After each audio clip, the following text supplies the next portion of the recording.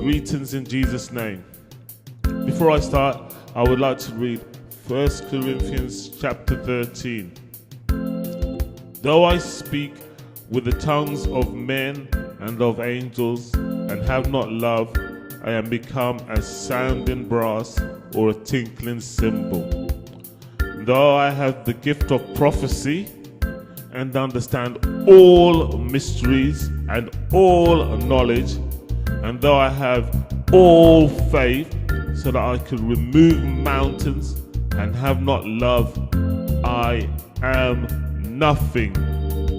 And though I bestow all my goods to feed the poor, and though I give my body to be burned and have not love, it profits me nothing. Love suffereth long and is kind. Love envies not. Love vaunts not, is not puffed up, does not behave unseemly, seeks not her own, is not easily provoked, thinks no evil, rejoices not in iniquity, but rejoices in the truth, bears all things, believes all things, hopes all things, endures all things. Love never fails.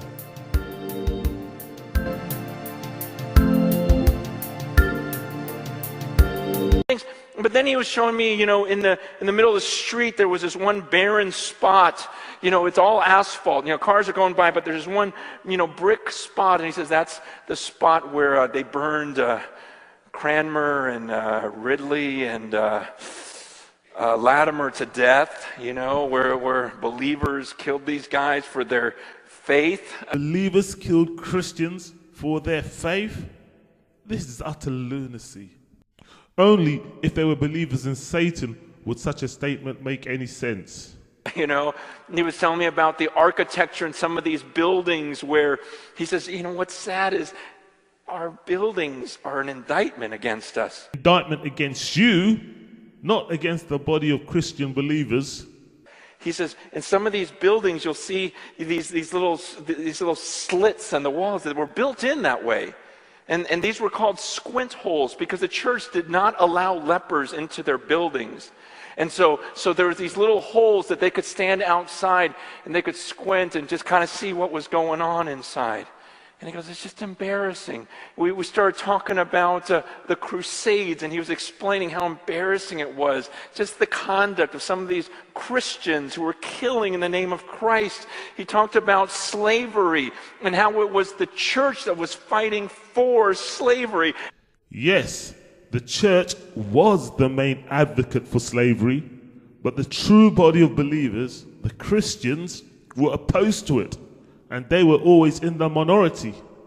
Everyone in the church was fighting for slavery. And I'm hearing all of this thinking, wow, that's so weird. How could the church be like that? How could the church burn people this thing? How could the church itself, not care for the lepers? How did the church, demand slavery? How did the church go kill in the name of Christ?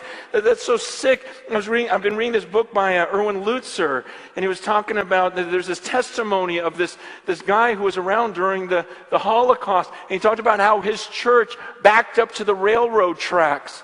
And Sunday morning, they hated it because during worship service, the train would go by and they could hear the Jews screaming so loud, knowing that they were about to be killed.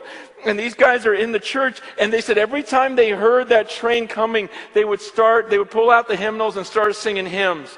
And so that when the train got closer and closer, they would just sing at the top of their lungs to drown out the voices. And he just writes, he goes, I don't know if it's bugging anyone else, but I still hear those voices. It drives me nuts. What were we thinking?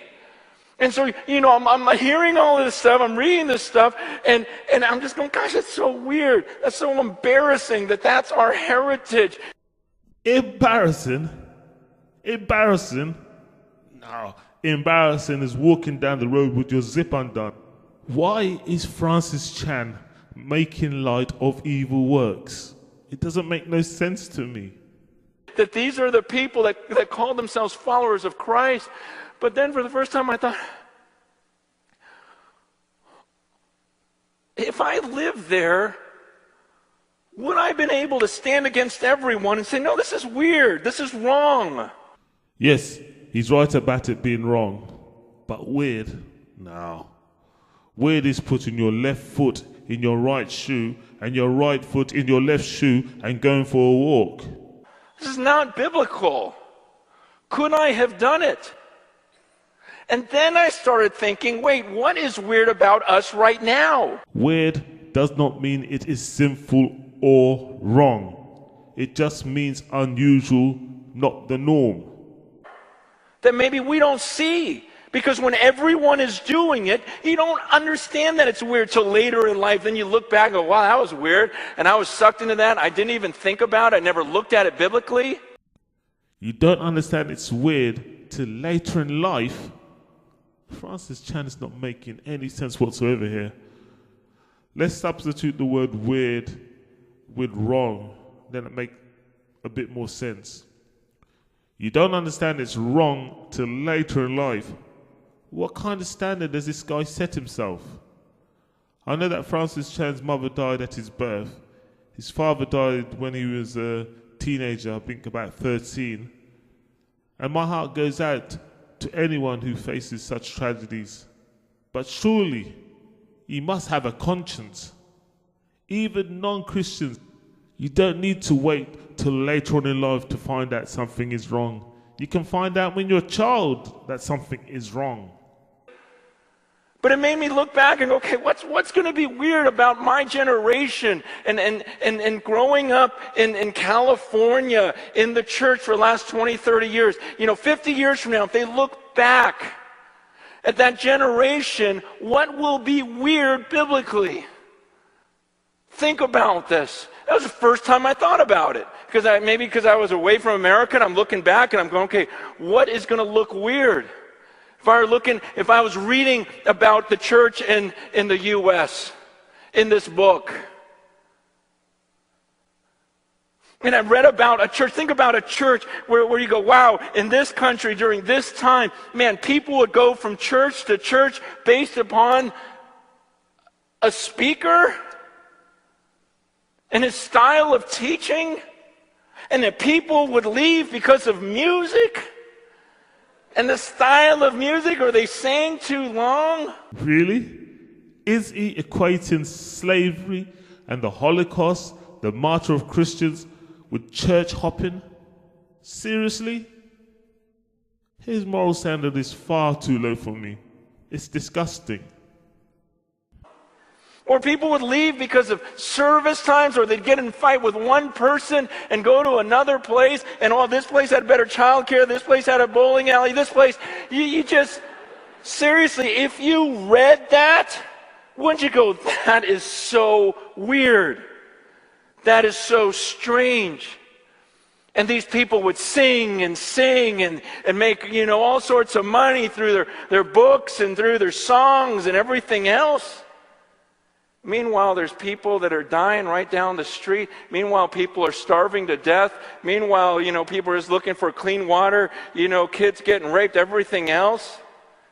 You would read and you go, well, that's really weird, that group of people back then. The modern day church is filled with hypocrisy, racism, right-wing Christians, prosperity, money-making preachers. But it's been like that for the last 500 years. And before that, under the Catholics, it was just a little bit better.